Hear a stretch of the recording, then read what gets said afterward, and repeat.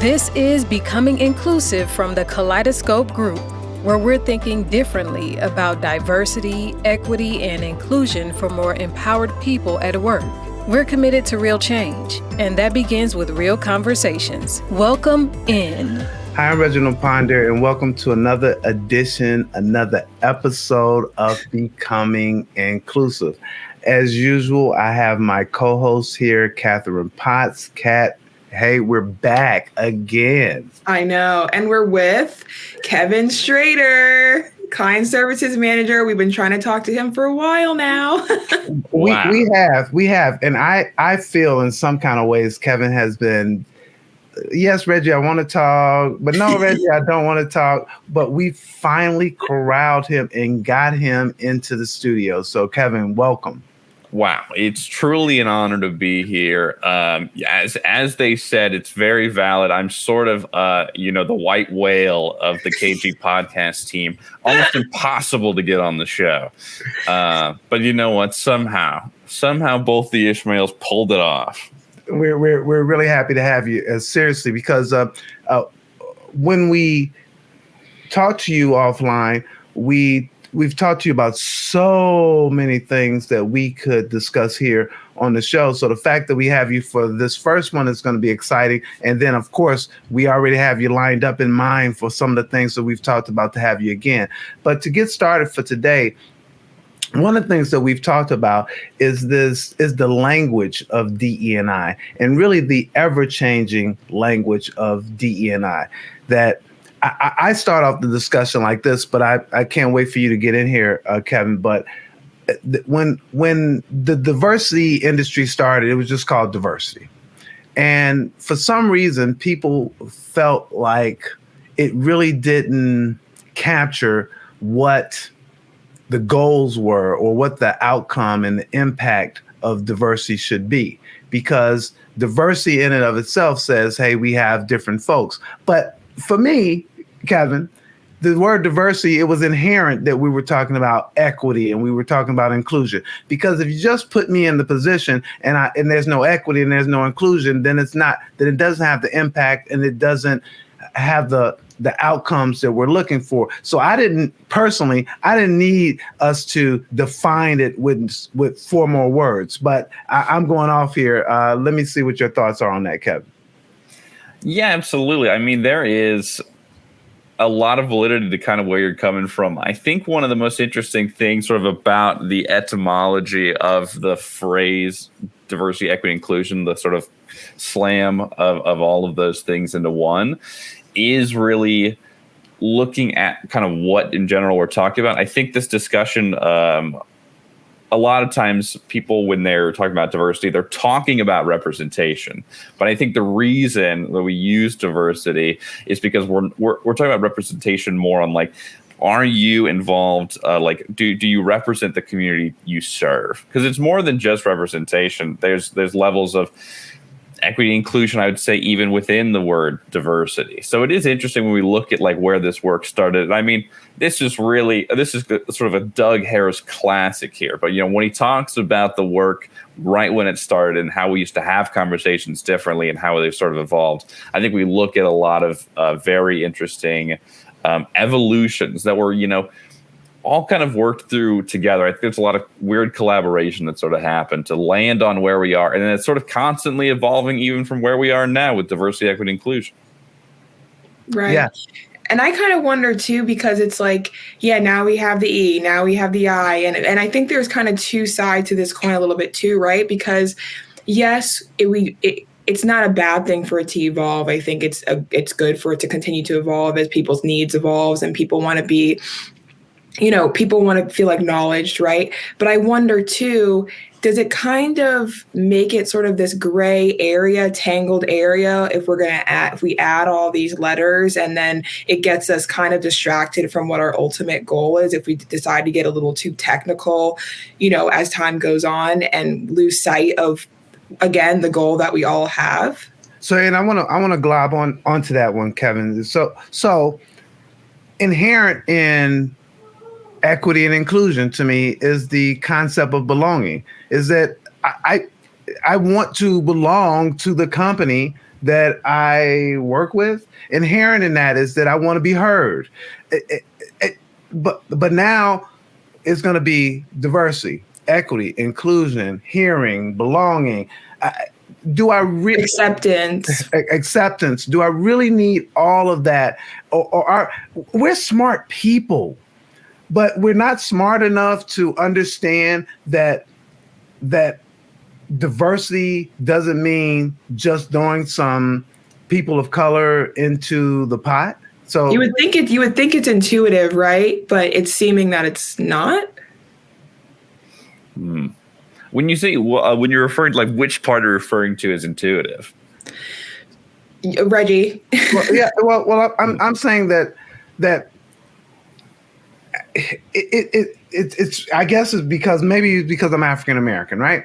I'm thinking that if we talk about diversity and I'm African American and you put me in the business, I'd hope that I'm getting paid the same. I'm hoping that I get treated right. I'm hoping that when I get there that I'm included in the discussions, that you just didn't hire me and you put me in some corner and now I'm not in the meeting. Not just because of tokenism.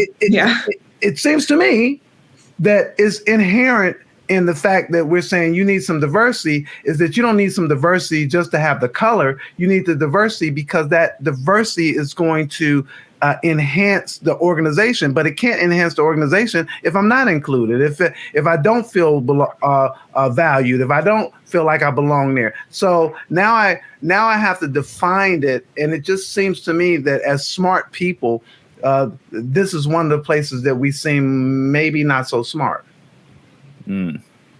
There was a lot there, Reggie. I'll say there was a lot in there, but a lot of really good stuff. I think the thing that really sticks out to me is the portion where we're talking about the hope or the sort of expectations. I mean, when you were kind of opening up the discussion about diversity, you were saying that, well, essentially, if we're doing diversity right, then equity and inclusion are kind of already within there. But calling them out, you're right, maybe has some importance to, I'd say, to companies, to employees. There is like a really interesting thing that you were saying, Kat, about is there a chance that we're focusing too much on the verbiage, and by doing that we're losing the point? Are we eventually like losing the North Star because we're dragging our feet on the wording? And I think at a certain point that answer is absolutely yes. I think if you're spending like months and months and months and maybe even like a year trying to build, the best words for your organization, then I think at a certain point you could have been putting some of that action into actually making these things happen and making your company more diverse, equitable, inclusive, belonging. I don't know. It's very interesting because there's nothing inherently wrong. And this is something that I think is talked about a lot in terms of like the terminology behind this is just something that is happening. People are constantly trying to figure out, what do I refer to myself as? People are always ever changing and evolving with like under the umbrella of like the LGBTQ plus community. And so there's always these interesting conversations happening on like, well, I think the word queer is a great example where queer used to be a negative word that was used more as a slur and has now sort of been taken back and is now one of the kind of key elements of the LGBTQ plus community. So it's really interesting how it evolves in those conversations around the evolution of it. I think where we're maybe talking now is like, at what point do we know that the language is only a track to get us to the end? Right, goal? Exactly. Right. Right. And you said I had a lot in there. I'm sorry because I No, and then I did the same thing back to you. Then I went for a while. So we're trying. No, absolutely, Kevin. The thing that I think there's things that happens on both sides. There's this thing that we don't understand the language, and there's this things that we have to expand the language. I think that both of those things are okay in and of themselves. When you don't understand, then there needs to be some clarity and some definition. when you have to define it, makes some sense as well. But how much defining do you do? And so in the LGBTQ space, maybe I'm just a little bit more lenient in terms of that. There's the L, there's the B, there's the Q, there's the T. I mean, the I, the A. That's, to me, that is showing the dimensions of of a community, right? Of a community, the dimensions, and I can get that. I just wonder how, when we talk about DE and I, how many more letters do we need to say what is really the outcome? Because this is what we're trying to get to. At the end of the day, companies are trying to get to an outcome. So what is the outcome that we're trying to help companies with as we look at DE&I? Well, and I know from a global, sorry, Reg, but I just want to throw this out there. I know from a global standpoint, sometimes we have to interchange certain words, right? Because in other countries, they don't have the same meaning. So I do want to definitely give room for that in this conversation, that we don't want to say, okay, it just needs to be DEI. Yeah, we have all the same goal, but that's like a real example where like literally, I know like equity is one of those words on a global level can get kind of iffy. So I just want to acknowledge that we're not saying that everyone just has to sort of like bow down and it's only DEI and don't convolute it, because that's really a prime example of where like, you know, the impact is going to change because of how it's understood culturally. However, to Reggie's point, what we're talking about, when you do get in this place of like, are we going to add more words? Are we going to add acceptance? Are we going to add this? Are we going to add that? That's where, you know, again, just supporting both of your points really is like, what does that look like? And I actually want to ask you, Kevin, too, like as a CSM, like when you are working with clients that are, you know, adamant, right, about switching things around, you know, taking things out, what do you think is really the driver when that happens? That's a great question. I think a big driver, and I think this is a driver in diversity in general, is I don't want to be wrong. So there's sort of like, I'd rather throw it all in there than miss out on anybody. And there's a lot of validity. That's good, Kevin. That's really I love that. Thank you. Go ahead. That's rich. That's rich right there. Well, I think that's incredibly valid as well, because I think right now we are constantly in talks with folks, and I think that's sort of a global conversation as well, being like, well, what am I doing? You know, I think one thing we can look at is like, well, it's, you know, that evolved, especially kind of during the summer of 2020, the conversation around you can't just be not racist, you have to be anti-racist, right? So that was sort of a way that it evolved. And that was more than just language, that was actions as well.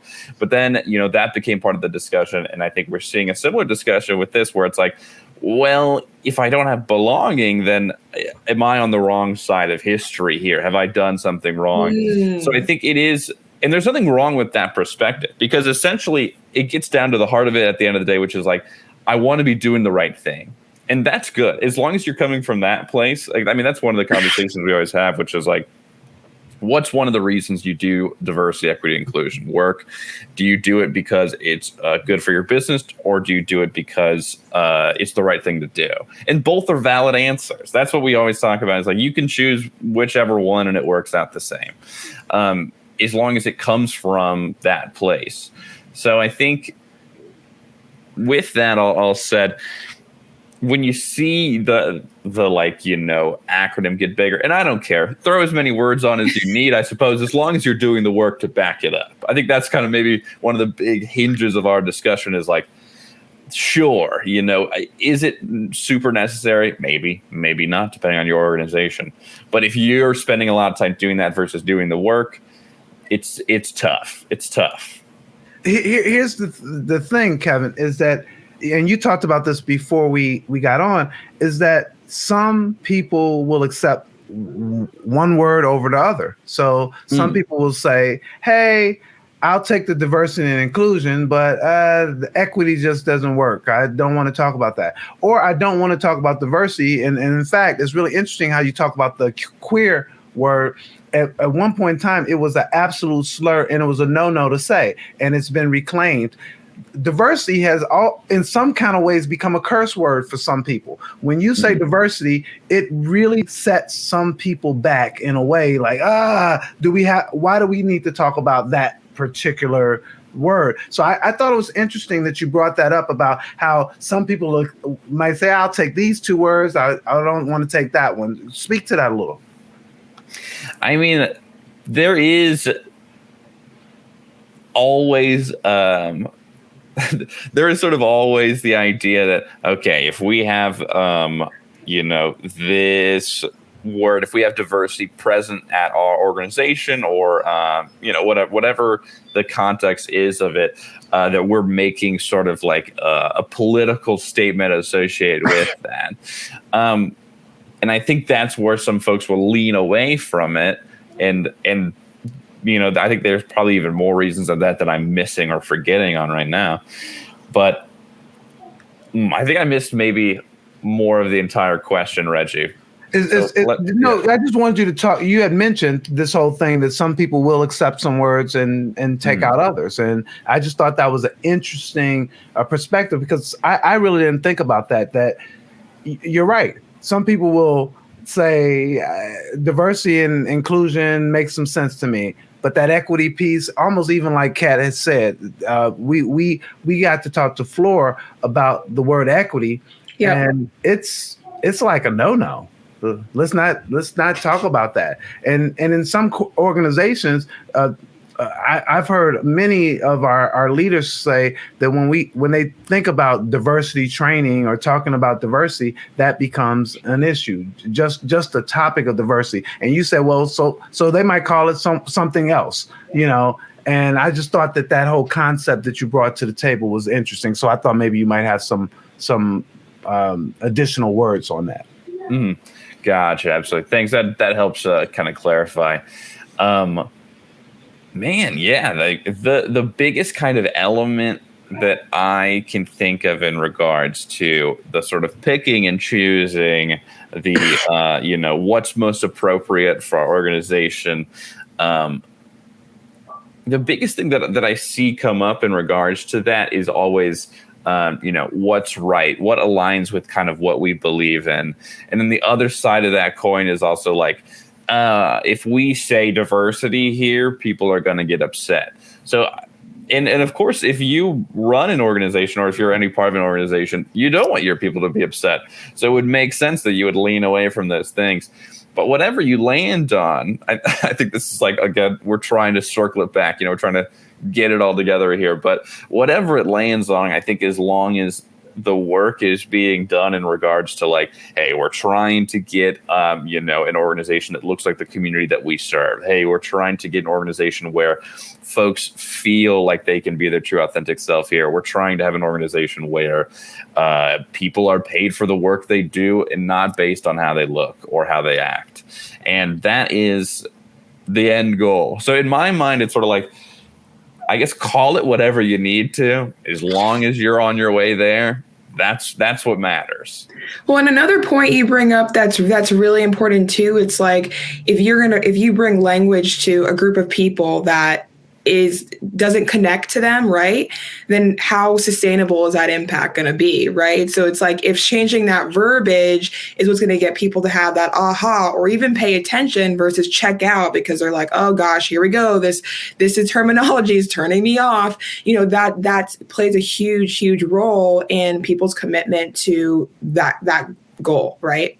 Absolutely. It's so fun when we started this conversation. I mean, a big part of it was like, is lobbing on more things onto an acronym good? Is it bad? That was sort of like where we started. And I think where we're sort of ending up is along the opposite lines where it's like kind of whatever you got to call it, feel free to, as long as it resonates with the people. Because that's kind of what you're saying, Kat, where it's like if you bring this if you bring DEI to a group of people and they go, absolutely not. But you bring, I've heard JEDI, which is justice, equity, diversity, and inclusion, and they go, wow, that's great. Then wonderful. You know what I mean? If that's what resonates, if that's what hits, that's what we always talk about when we're doing the work of like the definitions of diversity, equity, inclusion, and also like the vision and mission of your like diversity, equity, and inclusion piece. So it is that conversation always. So that's funny. That's funny for me, Kevin, because in business, if I don't like the word revenue and profit, I don't change that word. I can't change. I don't change that word to okay. So we're not going to talk about revenue and profit here. We're going to talk about the money that kind of comes. Right. We're going to talk about upsies and downsies. we're going to talk about. So this is that area where people are sensitive. That are so sensitive. It's a little comical to me, but I will say to you guys, okay, call it what you need as long as we get the outcome that we're seeking. And those things that you talked about are the things that we're seeking. How do we better serve our customers? How do we better serve our employees? How do we better serve even the product that we're making? How do we better serve that product? Because that product can be better based upon all the things that we're talking about here. I don't know if I'm on track there because I see your look there, Kevin. So maybe you're telling me to go back. No. It was a thinking face. It's hard. It's hard for me to stop the thinking face. No, Reggie, please. I would love to hear more on your thoughts on that. I do find though that when we get to this subject, just as business people, you said that there could be two lenses here, and you're right. We could do it as because it's right for our business, or we could do it because it's right for society. And in the end, it ends up helping the business, and in the end, it ends up helping society. So either way, I actually buy it. But as a business person, I am the CEO of a company, and I need to figure out how to better my company. And if it doesn't better my company, then it doesn't make sense for me. So once I figure out that DE&I is important for my company, I guess as a marketer, I'll dress it up however I need to dress it up. So if I need to make it a cow with some lipstick, I'll make it a cow with some lipstick. So I'm saying, I guess I land where you're saying. It just seems though that this is one of those issues where it's so hard for people to grasp what we're trying to do and when we get caught in the weeds of what we're trying to do. So I think I agree. Call it what you want, but understand that it's the goal is the same. Yeah. Right. I think though too, right, you have to find that balance internally as a leader, right? If you have all these, other stakeholders or people who are part of your DEI team internally, and everybody's like, let's add, 10 million things. We got to think about this. We got to think about this. Someone does have to play a role a little bit to rein it in. And that's something that possibly like we can do too. Like and remind them and ask them, let's think about what your goal is and what is actually needed. What do we need to keep? And what are some things we don't really need to worry about right now?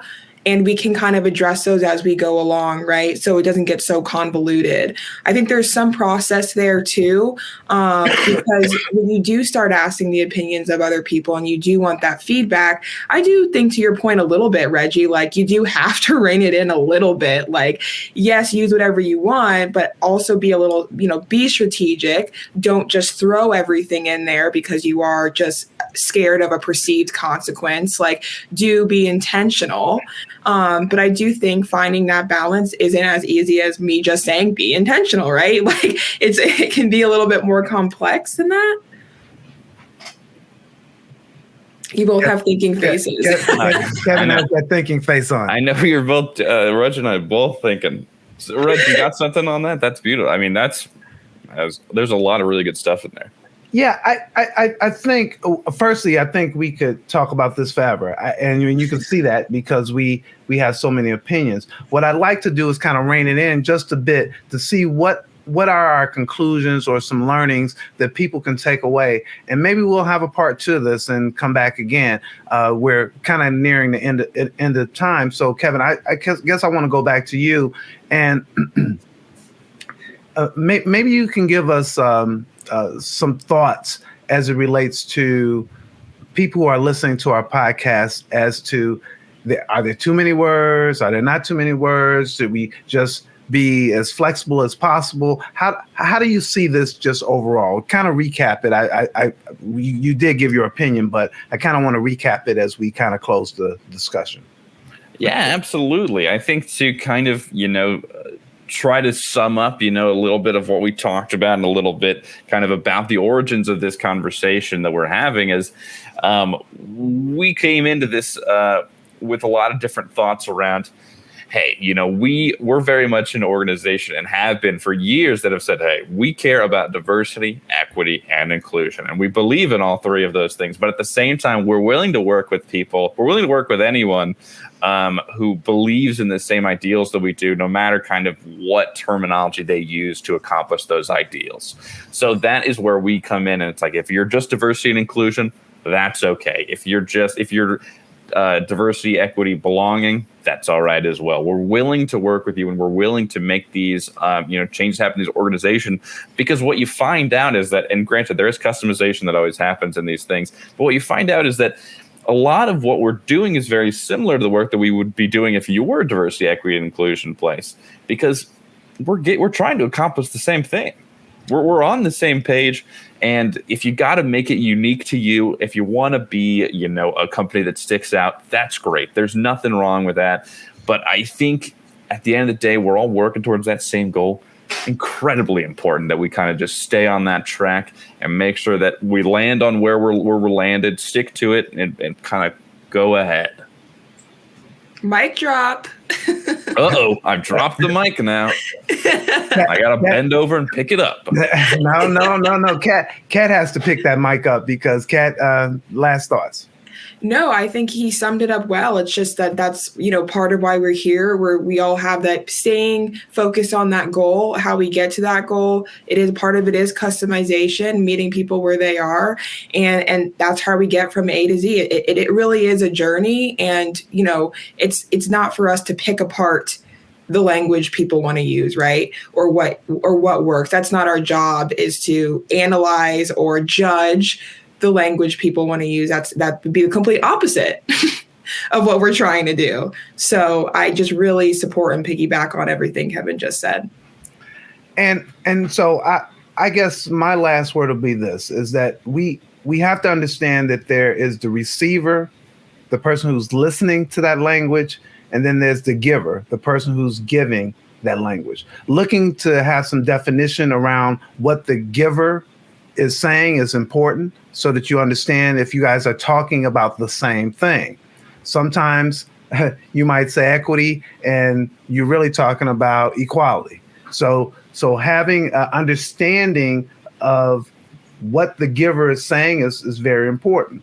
And then from a receiver perspective, there might be some words that are just off-putting. So I buy the fact that if we need to massage them and change them to reach the goal, I'm all for that. Kevin, let me say this. We are so happy that you spent some time with us today on this and brought up this topic. Again, we'll probably have to come back and delve a little bit deeper into it if we haven't already.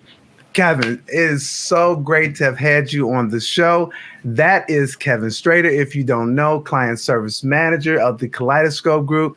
And that is Catherine Potts. I'm Reginald Ponder. This is Becoming Inclusive, and we are excited that you decided to spend some time with us. We'll see you folks next time. And don't forget, everyone, listen, share, leave comments. If you liked it, tell us what you liked about it. If you don't like it, also tell us that. We'd love to hear your thoughts. Talk to y'all next time. Thanks for joining us, and a special thanks to our subscribers. Consider becoming one today. Becoming Inclusive is presented by the Kaleidoscope Group. your full-service diversity, equity, and inclusion partner serving clients worldwide. Learn more and continue the conversation at kgdiversity.com.